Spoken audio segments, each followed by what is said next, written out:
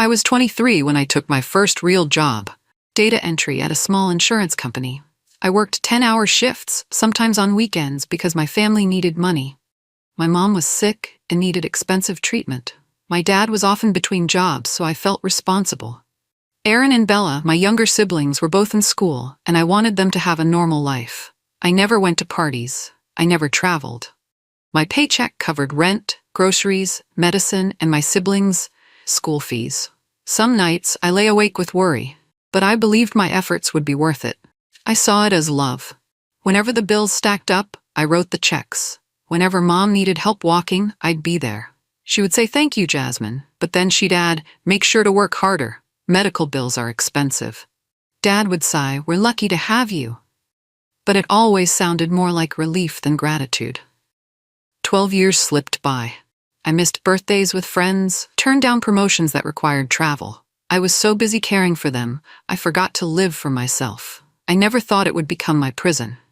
But it did, and it all started to crack the day I lost my job. It happened on a Wednesday afternoon. My boss called me into her office, looking pale.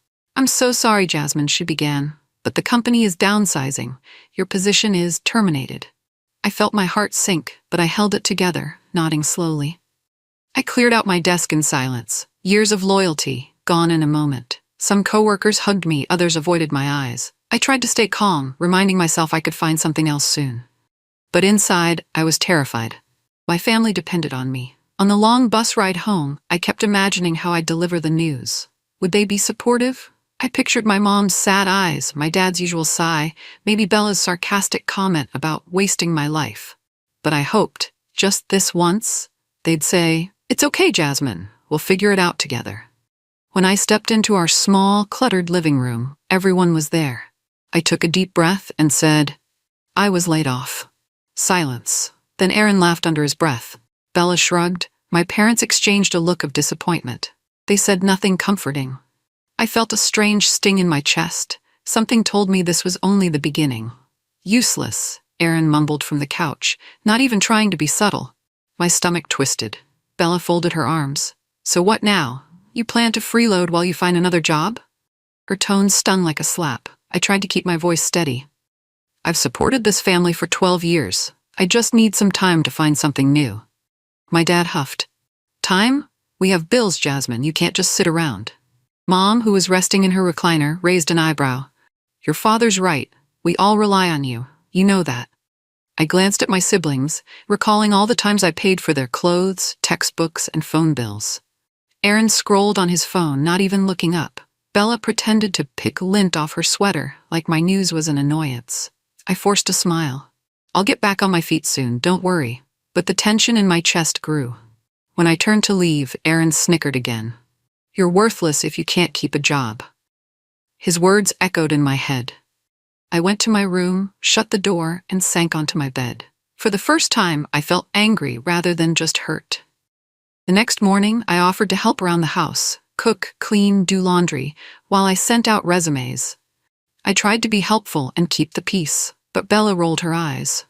"Don't bother. You're clumsy in the kitchen." Aaron was sprawled on the couch again, playing a game on his phone. "She'd probably burn the eggs," he teased without glancing up. Their words sliced deeper than they probably intended. Once I'd have brushed it off, telling myself they were just stressed. But now I felt a hot surge of resentment. I squared my shoulders. "I'm trying to do my part. You guys act like I'm not good at anything." Bella shrugged. "It's not like you can help with the bills right now. Maybe just stay out of the way." Dad walked in, rummaging for coffee. "Let her do something," he told Bella. "God knows we need the house tidy." Then he looked at me. "But don't complain if you mess it up, and don't expect thanks, Jasmine. This is your duty." I swallowed the lump in my throat. They saw me as a servant, not a daughter or sister. My heart pounded with a mixture of shame and fury. That evening, I sat on the old armchair in the living room. Everyone was there, and I tried to broach the idea gently. "I've been working for so long. Maybe it's time I rest a bit, consider a new path, maybe even early retirement." Silence fell. Then Bella snorted. Aaron nearly choked on his soda. My dad leaned forward. "Retire from what?" he asked, genuinely baffled. "It's not like you made millions, Jasmine. You've been doing odd jobs, nothing special. My cheeks burned. They weren't odd jobs, Dad. I was a team lead at my company.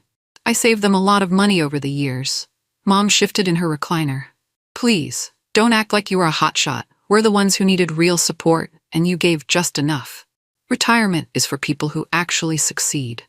I stared at them in disbelief. After all the sacrifices, they still saw me as this perpetual workhorse. I've been giving you my entire paycheck for years. I just want a break to breathe. My mother shrugged, turning her attention to the TV. We need your help, Jasmine, not your break. Stop daydreaming. Anger flared in my chest. I felt ready to explode. Days passed, and the tension grew heavier. The job hunt was tough, and I was still reeling from losing my old position. My dad pulled me aside one morning, his voice low. I spoke with a friend. He owns a cleaning agency. They're hiring. My blood froze. A cleaning agency? Dad, I have office skills. I led projects. He shrugged. We need money. You're home all day. It's either that, or you better help pay for a caregiver for your mother. Then Bella chimed in from behind me. Yes, a caregiver might be best. But since you can't afford one, you can handle Mom's care yourself, right? Everything inside me twisted. I wasn't above any job, but their tone felt cruel. They made it sound like I was a lazy sponge. I snapped. I'm not your maid. I've supported you all for over a decade. Can't you see how unfair you're being? Aaron snorted. Unfair? You're the one who lost your job. You can't pull your weight anymore, so do whatever Dad suggests. I felt something snap in my chest, like a final tether had broken. They had no respect or gratitude. This was the last straw. That night, I sat at the kitchen table, my heart pounding. Mom was watching her drama shows, Bella was painting her nails, and Aaron was finishing dinner. Dad was in his usual spot, half asleep on the couch. I cleared my throat. Everyone, can we talk? They looked at me, uninterested. My voice shook, but I forced the words out. I'm done being your personal bank and live in help. I won't be treated like this anymore. Bella clicked her tongue. Where's this attitude coming from? Mom turned the TV volume down slightly but didn't pause her show. Oh, Jasmine, you're making a scene. I stood up, ignoring the tremor in my legs. I sacrificed my youth to support you all. I skipped vacations, promotions, even a chance to go to college. You treat me like a burden now, when I just need some time to breathe. I won't do it anymore. Dad rolled his eyes. And what exactly are you going to do about it? My heart thumped so hard I could hear it in my ears. I'm leaving, I said, my voice clear. For good. I can't stay here another day. I saw shock in their eyes, but not an ounce of sorrow. I lay awake that night, my mind drifting to the past. I remembered being 17, fresh out of high school, with dreams of studying architecture. I had been accepted into a reputable university, my future glowing with possibility. But then Mom got sick, Dad's job fell through, and the mortgage was overdue. They said, you have to help us, Jasmine. There's no one else. Bella and Aaron needed clothes and school supplies. I felt guilty wanting to leave, so I stayed. I took that data entry job instead, telling myself it was only temporary. But the more time passed, the more they depended on me.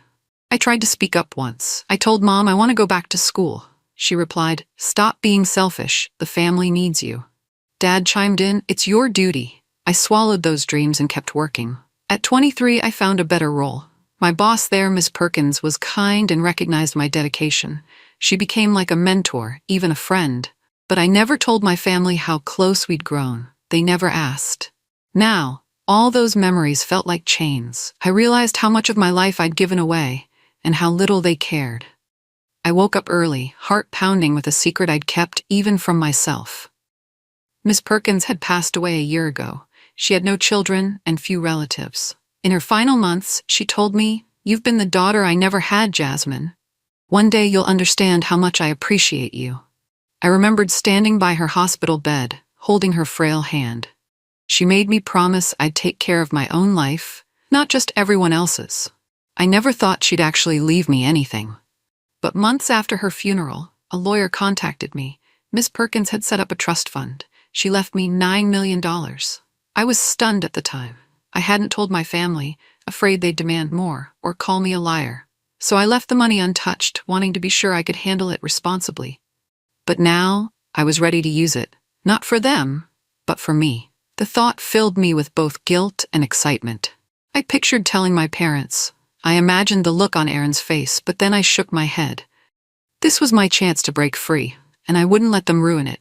By dawn, I was packing my clothes into a single suitcase. Outside, I heard the usual morning chaos: Dad complaining about the power bill, Mom asking for her pain meds, Bella snapping at Aaron for hogging the bathroom. It felt like any other day.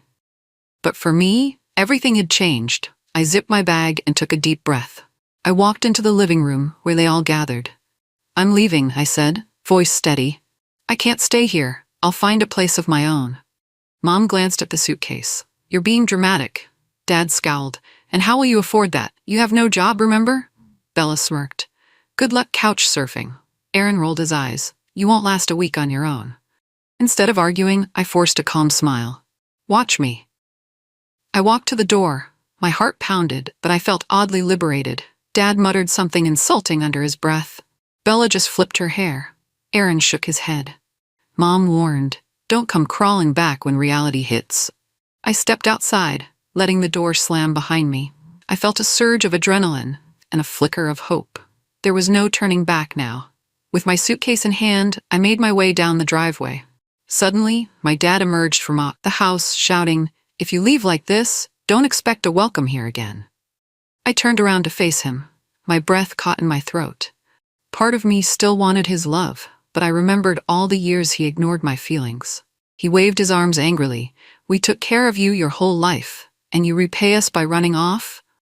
A surge of indignation flooded me. "Took care of me? I've been paying your bills," I shot back, "for over a decade, and you never showed me respect." Mom appeared behind him, leaning on the doorframe. "You're making a mistake, Jasmine. You'll regret turning your back on us."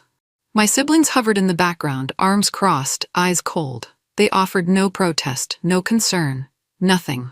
I said nothing else. I just hauled my suitcase behind me and left. Each step felt lighter, as if I'd just slipped free of chains. My father's threats and my mother's warnings no longer held me captive. Their voices faded, and I realized, for the first time, I was in control of my own life. I walked several blocks until I reached a quiet cafe. My heart still pounded with adrenaline. I ordered a coffee and sat in a corner, gripping my phone like a lifeline. The lawyer's card was still saved in my contacts under Perkins Trust. I dialed. When a receptionist answered, I requested an appointment. They sounded warm, professional, relieved to finally hear from me. Over the phone, the lawyer explained the trust fund was fully set up. "You just need to sign a few final documents, and the funds are yours," he said. My mind spun. This was it. Real, tangible power, after years of feeling powerless. That afternoon, I checked into a nice hotel nearby. I used my credit card, one I rarely touched. In my mind, I imagined how my family would react if they knew I was staying in a suite overlooking the city. They'd probably call me irresponsible or delusional. But I was tired of living by their rules. As the sun set, I stood by the window and watched the skyline. A wave of relief hit me so strong I nearly cried. I wasn't trapped anymore. Tomorrow I'd finalize the inheritance, and then everything would change. The next morning, I dressed in a crisp blazer, feeling oddly confident. At the lawyer's office, the legal assistant greeted me with a stack of papers. My signature flowed onto each page, and with every stroke of the pen, I felt a swell of freedom. Once finished, I walked out with a sense of awe. $9 million. It was dizzying. I had never seen more than a few thousand in my savings at once. Now the possibilities were endless. I decided to look for a place to live. I found an upscale real estate agency near the hotel. The receptionist introduced me to Ava, a tall woman with a flawless suit and a haughty smile. We drove to an elite property showing in her shiny black sedan. During the ride, Ava asked about my budget. "I'm not sure," I said honestly. Her lips curved into a slight sneer. We arrived at a sleek new development. Ava started rattling off prices that nearly made me laugh. Just months ago, such amounts would have been impossible. But she didn't know my situation. She treated me like a broke window shopper. I clenched my teeth, determined to show her and everyone else that my life had just begun anew.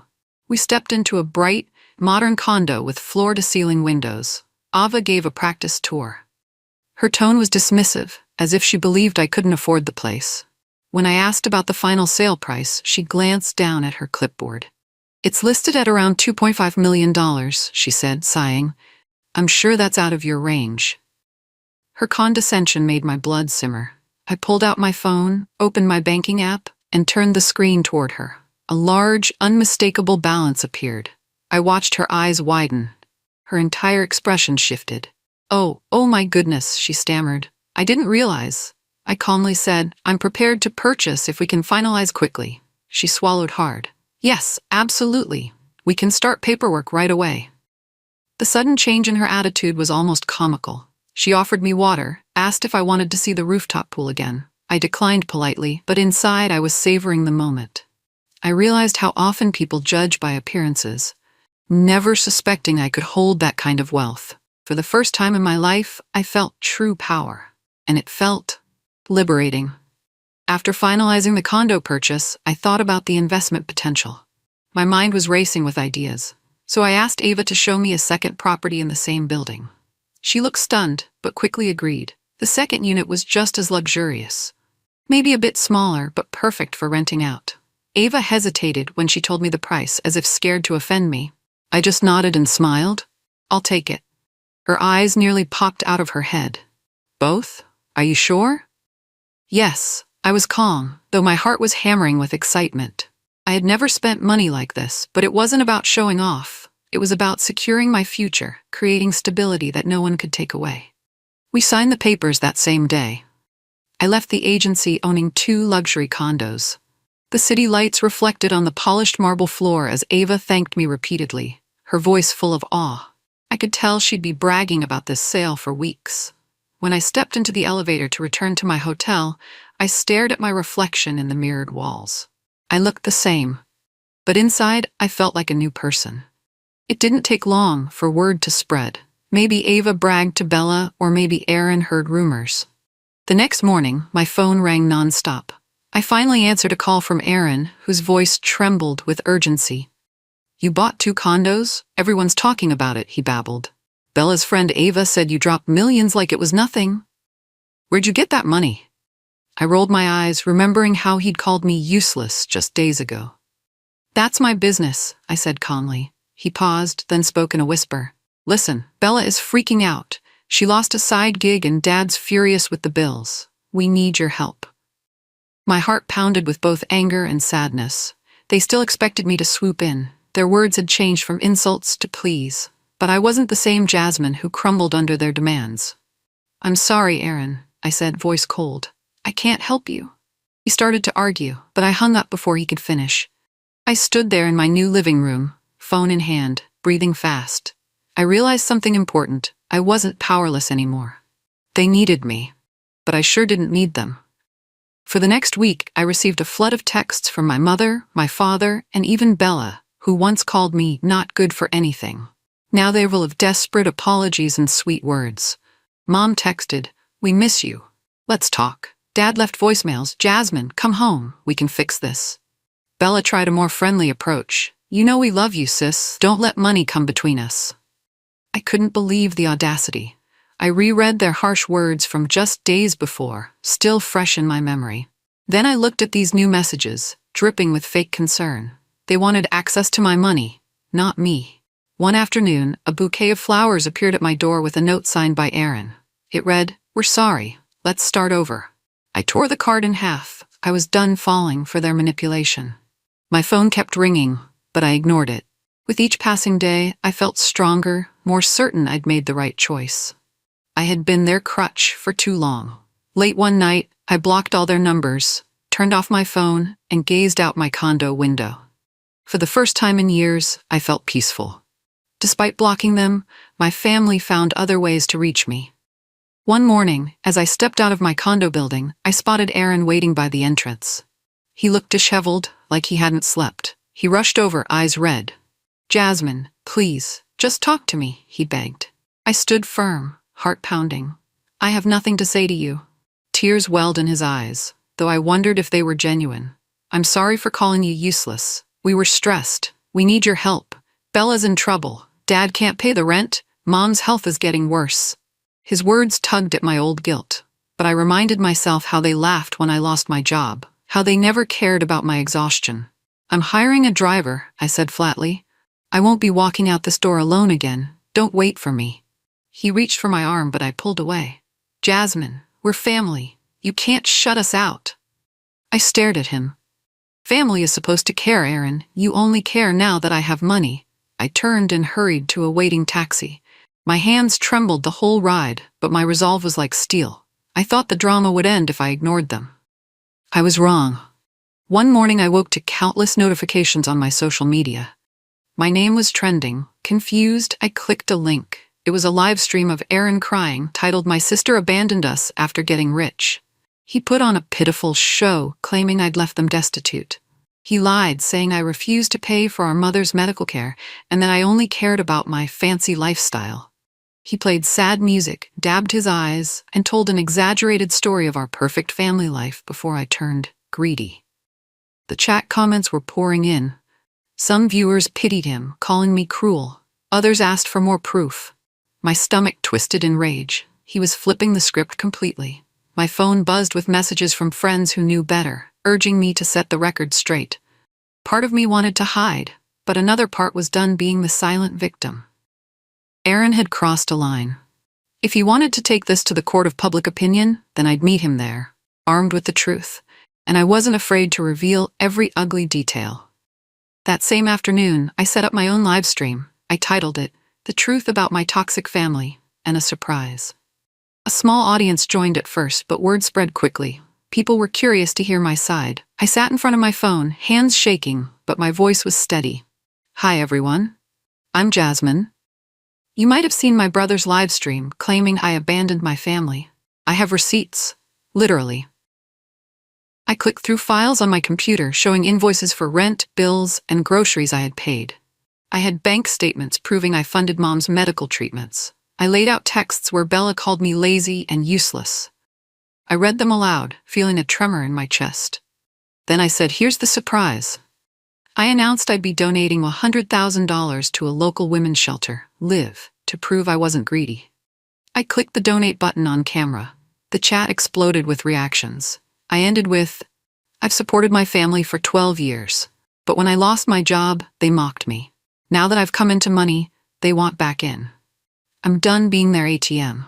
I took a shaky breath, then ended the stream. My heart hammered, but I felt a surge of triumph. Word of my live stream spread. Clips went viral. Online communities started comparing Aaron's tearful pleas to the hard evidence I'd shown. I was inundated with messages, some supportive, some skeptical. But my proof spoke for itself. So, I decided to do a follow-up stream. This time, I shared more personal history. I told viewers how I gave up college to work for my family's sake, how Miss Perkins had left me an inheritance because of my loyalty. I even displayed photos of my life at home, my cramped room, the house always in disrepair. I explained how my siblings rarely worked, yet demanded luxuries. New phones, trendy clothes, gaming consoles. I covered the times Dad claimed he'd look for a job but ended up lazing around. The chat was outraged on my behalf. Tears welled in my eyes as I recalled the nights I went without sleep, worrying how to cover yet another medical bill for Mom. I've done enough, I said firmly into the camera. This money is my chance at freedom, and I won't be shamed into giving it away. The support rolled in like a wave. I saw hashtags forming, calling for my protection and praising my courage. My phone buzzed constantly with notifications. People were sending messages of encouragement. A single mom wrote, I understand your pain. Thank you for inspiring me to stand up for myself. Another commenter said, I was manipulated by my family too. Now I feel less alone. The more I spoke up, the more the public saw Aaron's deception. Someone dug up his old posts bragging about how he never worked a day in his life. Another person found Bella's tweets complaining about me being too controlling with her money.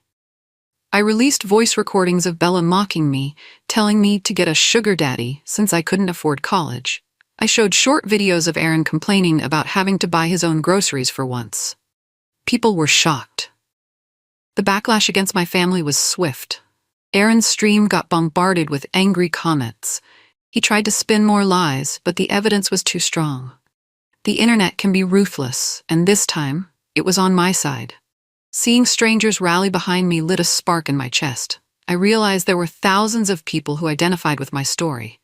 They saw my strength, and it gave me even more resolve.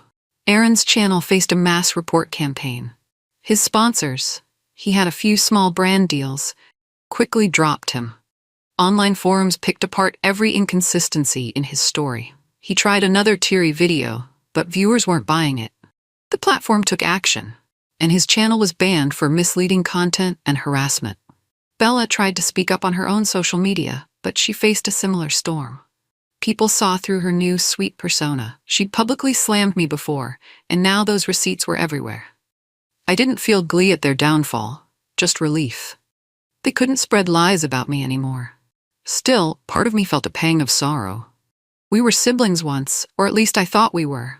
But maybe it was always just me giving and them taking. Late one night, I got a call from a blocked number. I answered reluctantly. It was Aaron, sobbing and ranting that I'd ruined his life. He said, "We're your family. How could you do this?" I said quietly, "You did this to yourself." Then I hung up. For once, I didn't feel any guilt. Their power over me was gone. The avalanche of support online emboldened me further. I consulted with a lawyer about the defamation my family spread. He agreed there was a strong case, so I filed a lawsuit against Aaron for damages to my reputation. Any future job prospects he might have harmed, plus emotional distress. It felt surreal but necessary. My family had used me for years and then tried to ruin me publicly. I was done turning the other cheek. A few weeks later, I won the case. The ruling forced Aaron to pay a hefty settlement. Of course, he didn't have the cash. So, we reached a deal. I reclaimed the small house I'd once bought for my family during better times. It was in my name, but they'd treated it as theirs. They had never kept up with any legal paperwork, so the judge transferred full rights to me. It was a hollow, bittersweet victory. I remembered the excitement I felt when I first bought that house, thinking we'd finally live better. Now it was a symbol of their betrayal. Stepping inside its empty rooms one last time, I realized I felt no sadness, only relief that I was finally free. With the settlement finalized, I sold that old house for a decent profit and decided on something quieter, more peaceful.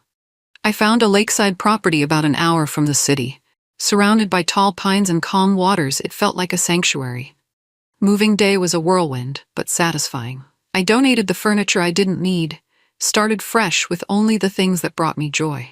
I spent my first night on the porch, listening to crickets and gentle waves. I felt a weight lift off my chest.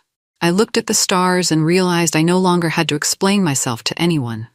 No more guilt, no more demands for money, no more fear of not living up to their impossible expectations. For the first time, I felt like I was living my own life. Sure, my family was out there, probably still bitter. But that wasn't my concern anymore. I had a new circle of supportive friends online, a comfortable savings, and a home that felt like mine. Leaning against the porch rail, I whispered, "I'm free."